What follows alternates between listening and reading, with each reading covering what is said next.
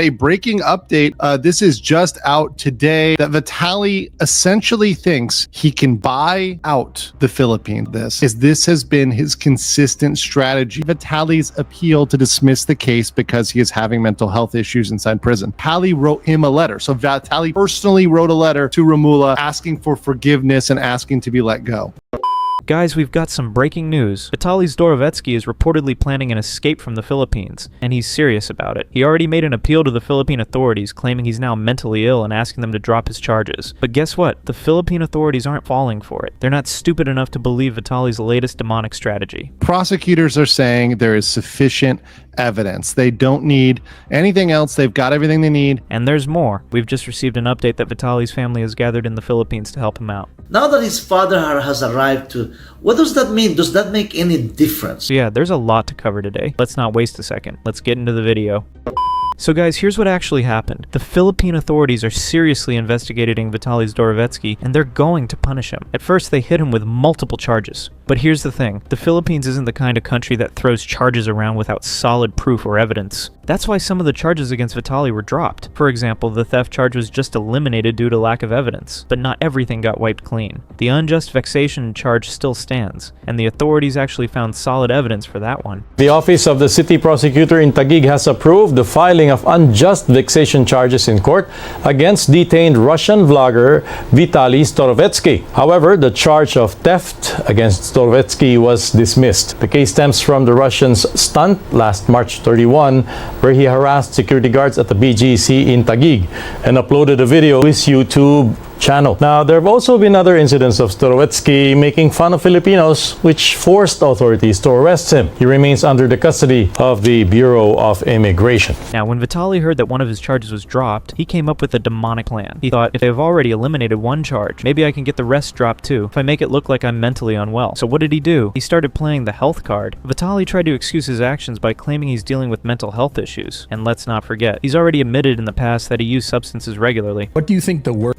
you were doing at that time were? Nobody ever knows this, but I had 3 doctors, bro. 180 in 20 days of 30 milligrams. That's crazy. But you're getting from different doctors. How did you not have a heart attack? I don't know, bro. But the worst, I don't know. I never was a downer guy. Never on the flights here and there a little bit, but never to get high. Always uppers, you know. Yeah. But I would never just wake up, drink. I would never wake up, do a line. Yeah. Never. It's always, oh, you getting invited to here. If there's alcohol, there's always going to be coke. So I think, but Adderall was, because I think Adderall, yeah. My bank account went up as soon as I started taking Adderall. So that's why Vitaly made an official appeal to Secretary Romula and the Philippine authorities, begging them to drop the remaining charges, claiming he's mentally ill and asking for forgiveness for his crimes. But here's the thing. The Philippines believes in justice with humanity, not blind forgiveness. They can be compassionate, sure, but they don't let criminals walk free without consequences. That's why they refused to forgive Vitaly and decided to move forward with the remaining charges, especially since they now have solid evidence. Even legal mindset are weighing in, saying this case is a textbook example of how justice should be served. A breaking update, this is just out today, that Vitaly essentially thinks he can buy out the Philippines, that he can just pay them out, that he can just get out of this and, you know, say, oh, I'm sorry, here's some cash, leave me alone. And one of the most annoying things about this is this has been his consistent strategy, even with the individuals he's pranking. Vitaly has to appeal to try to get out of jail, and we'll see the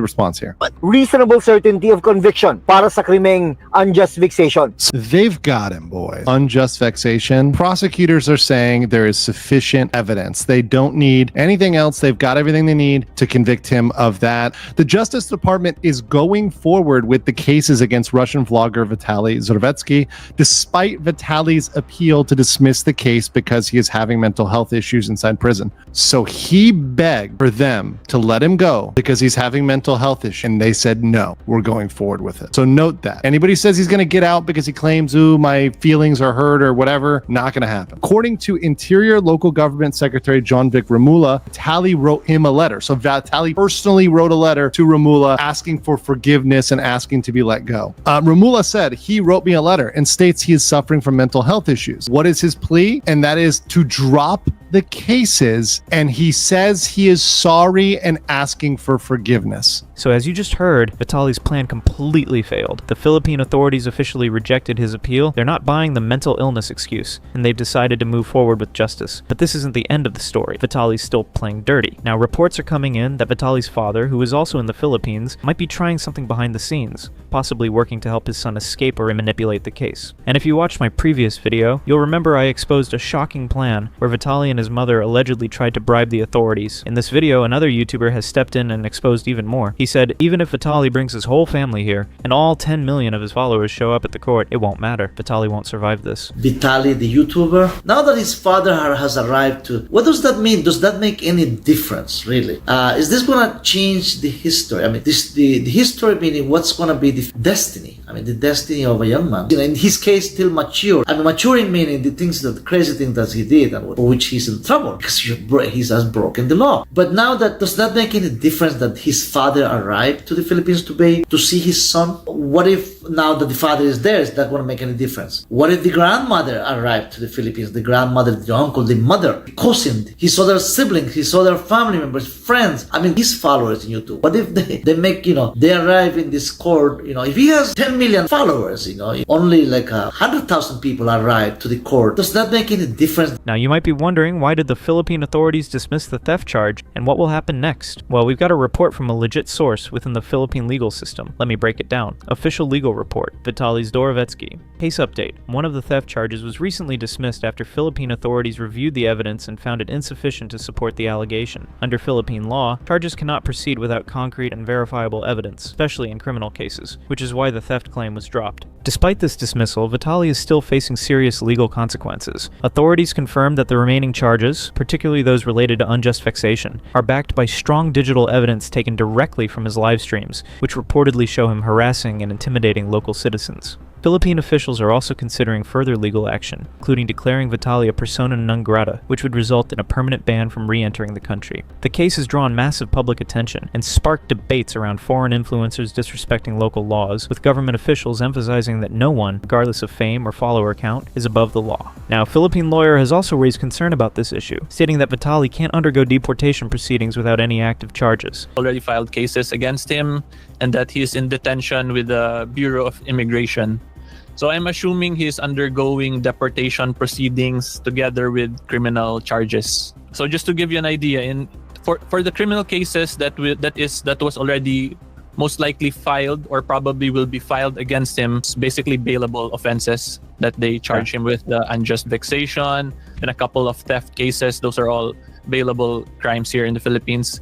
So what's going on also, since he's most likely also undergoing deportation proceedings with the Bureau of Immigration, the right to bail is not automatically guaranteed in deportation proceedings because a deportation proceeding is not a criminal case. So there's already decided cases for that with the Supreme Court. So basically my point here is that Vitaly, the deportation proceedings is undergoing together with the criminal cases. So guys, what do you think about this issue? Can Vitaly Zdoverskyi actually succeed with his new strategy? Honestly, there's no chance he can fool the Philippine authorities. But the real question is, what move will Vitaly try next? Let me know your thoughts in the comments.